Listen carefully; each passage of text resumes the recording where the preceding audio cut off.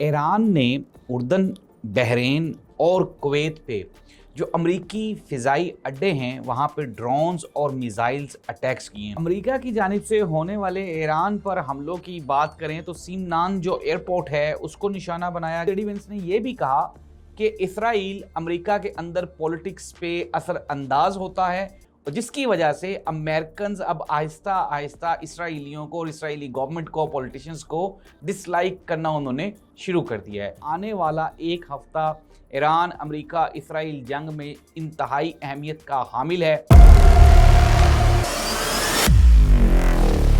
नाज़रीन, मैं हूं जाहिद अब्बास नकवी, आप देख रहे हैं हमारा सोशल मीडिया चैनल। आपसे रिक्वेस्ट है कि हमें सब्सक्राइब करें, अपने कमेंट से ज़रूर आगाह करें। ईरान ने उर्दन, बहरीन और कुवैत पे जो अमरीकी फ़िज़ाई अड्डे हैं वहाँ पे ड्रोन्स और मिसाइल्स अटैक्स किए हैं। और नाज़रीन, जो इन्फॉर्मेशंस अब तक वहाँ से कलेक्ट हो सकी हैं, हमारे इंटरनेशनल काफ़ी जर्नलिस्ट के साथ कोई रब्ते हुए और उनसे हमने इन्फॉर्मेशंस कलेक्ट की हैं। अब तक की इतलात के मुताबिक एक अमरीकी फ़ौजी जाँ बहक जबकि 7 से ज़ायद ज़ख्मी हो गए हैं इन हमलों में। अगर हम बात करें कुवैत की और उर्दन की, तो कुवैत ने यह दावा किया है कि उन्होंने ईरान की जानिब से आने वाले अप्रॉक्सीमेटली 22 जो ड्रोन्स हैं उनको इंटरसेप्ट किया है, उनको मार गिराया है। और इसके साथ ही साथ जो मिसाइल्स फायर किए जा रहे हैं ईरान की जानिब से वो भी गिराए जा रहे हैं। नाज़रीन, ये तो वो नुकसान है जो ईरान ने अमेरिका को पहुंचाया है। दूसरी जानिब अगर हम अमेरिका की जानिब से होने वाले ईरान पर हमलों की बात करें तो सीमनान जो एयरपोर्ट है उसको निशाना बनाया गया। और जनूबी ईरान पे होने वाले अमेरिकी हमलों में अब तक की जो ईरानी सरकारी ज़राए के मुताबिक इतलात हैं वो 30 से ज़ायद ईरानी लोगों के शहीद होने की या हलाक होने की खबरें भी आ रही हैं।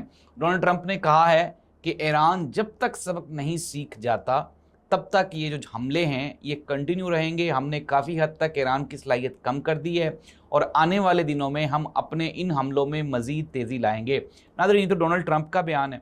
जो वाइस प्रेसिडेंट जेडी वेंस हैं उन्होंने इसके बिल्कुल बरअक्स उन्होंने स्टेटमेंट दी है। उन्होंने कहा कि हर मसले का हल बातचीत के साथ और गुफ्त-ओ-शनीद के साथ होता है। वो तमाम लोग जो ये कह रहे हैं कि हर मसले का हल जंग है, हमला है, तो वो गलत हैं। उन्होंने साथ ही साथ इसराइल के बारे में भी सख्त बयान दिया और उन्होंने कहा कि इसराइल अमेरिका में मौजूद अपनी जो अवामी मकबूलियत है वो आहिस्ता आहिस्ता खोता जा रहा है।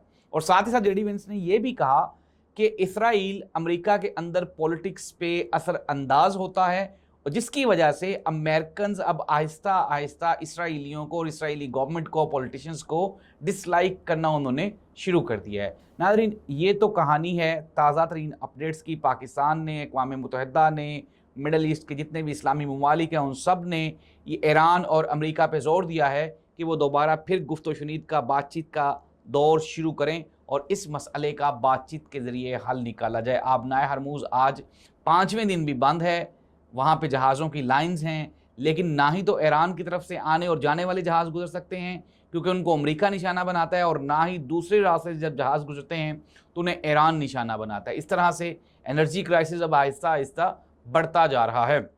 नाज़रीन, सूरत हाल उस वक़्त दिलचस्प हुई जब एक इंटरनेशनल अखबार ने साबिक ईरानी सदर महमूद अहमदी नयाद के बारे में ये तासुर ज़ाहिर किया कि मे बी ये जो महमूद अहमदी नयाद हैं ये भी मोसाद के एजेंट हैं। उन्होंने कहा कि पिछले साल महमूद अहमदी नयाद की काफ़ी ममालिक में, कई ईरान से बाहर के कई ममालिक में इसराइली इंटेलिजेंस एजेंसी के सरबराहान और उनके अहदेदारान के साथ जो मुलाकातें हुई उसमें महमूद अहमदी नयाद को ये तासुर दिया गया कि चूँकि ईरान में रजीम चेंज हो रहा है तो हो सकता है कि महमूद अहमदी नयाद की क़ियादत में एक नई हुकूमत कायम कर दी जाए।